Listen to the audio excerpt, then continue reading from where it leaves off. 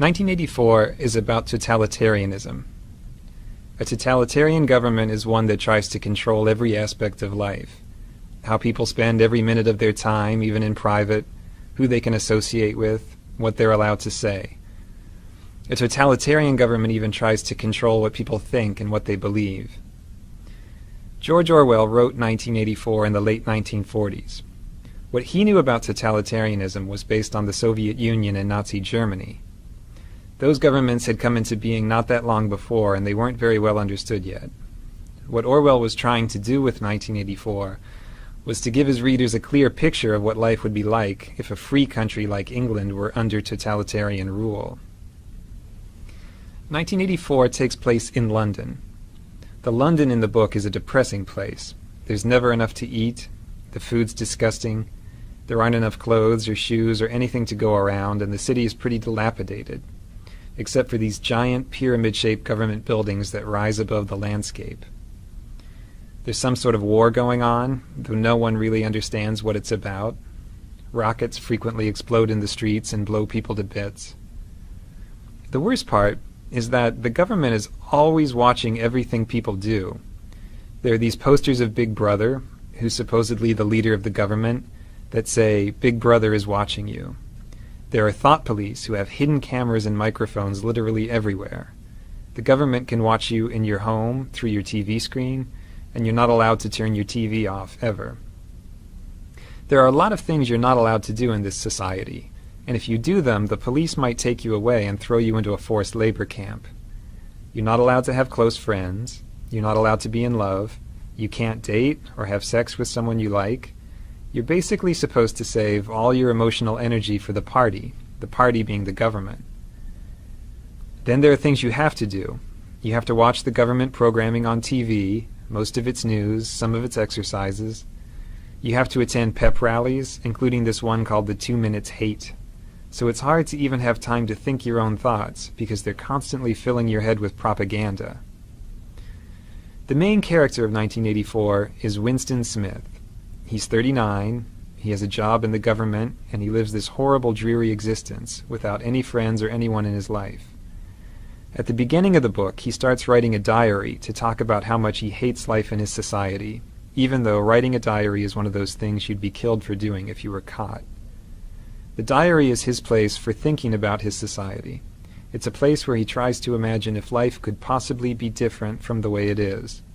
There's no way for him to know if things were ever different before, because the government has changed all the records of the past and rewritten all the history books. At the beginning of the novel, there are two other people who matter to Winston, and he doesn't even know either of them. One of them is Julia. Julia is this attractive young woman who works in the same building as him. She's some kind of mechanic. Winston basically hates her. He hates her because she's pretty and he can't have her, but he also thinks she's the sort of person who would turn him into the thought police. So he's afraid of her, but also sort of fascinated. The other person he's interested in is this portly guy named O'Brien, who's a member of the inner party. That means he's a boss, much higher up than Winston. Winston should be afraid of this guy, but he gets the sense that O'Brien is intelligent, so he has this yearning to be friends with him. He thinks O'Brien would understand how he feels about life. The book takes a turn one day when Julia slips Winston a note that says, "I love you." This note completely rocks Winston's world. Of course he's interested. He can't wait to get in touch with her. But it's very hard for them to say 2 words to each other in private with all these spies and cameras everywhere. Finally, they do manage to get out to the country, and they start this mad love affair. The love affair makes them both very happy. It's dangerous because they could be killed or sent to labor camps if they get caught, but that makes it more exciting. At last, Winston has someone who understands him and who hates the party as much as he does. But Winston needs to go that extra step. He's rebelling against the party privately by having the secret affair. Now he wants to go to the next level and be an active rebel against the government. He gets his chance one day, when O'Brien invites him to his apartment to look at something work-related.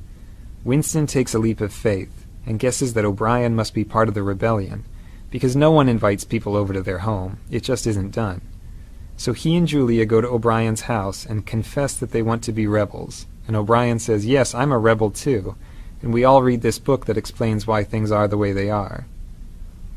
Winston reads the book, and he's blown away by it. Unfortunately, right after he reads it, the thought police bust in and arrest him and Julia and carry them off to the Ministry of Love to torture them. So we learn that O'Brien wasn't a rebel after all. He just wanted to catch Winston.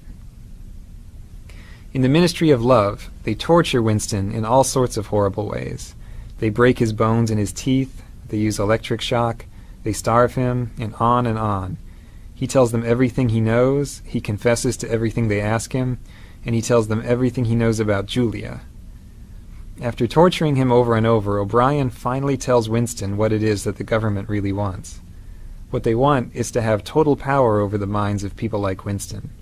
They want people like Winston to say 2 + 2 = 5 and really believe it, not just say it to avoid a beating. For the government, it's purely an exercise in power. They're not trying to control his mind for some other purpose. They just want to exercise total power over people's minds. They finally do break Winston completely, in this place called Room 101, where they do whatever it is you're most afraid of. They lock his face into a cage and threaten to let these rats eat their way through his face. He has a phobia of rats, so he loses it and says, "Do it to Julia, not me," which is a complete betrayal of what's most important to him. The government has taken his last shred of integrity. After he does that, they let him and Julia go. The thought police don't care about them anymore. The two of them meet on the outside, but they can't love each other anymore.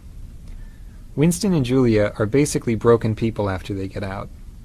Winston has changed to the point that he doesn't even want to think about anything that might be rebellious.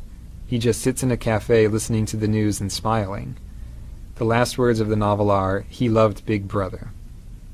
So, one of the points the book makes is that a human being can be broken down completely until he'll believe whatever you tell him, even if it's that 2 + 2 = 5.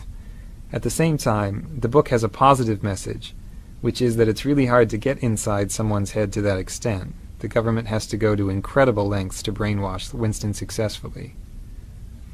For more information about 1984, check out the SparkNote to it on sparknotes.com.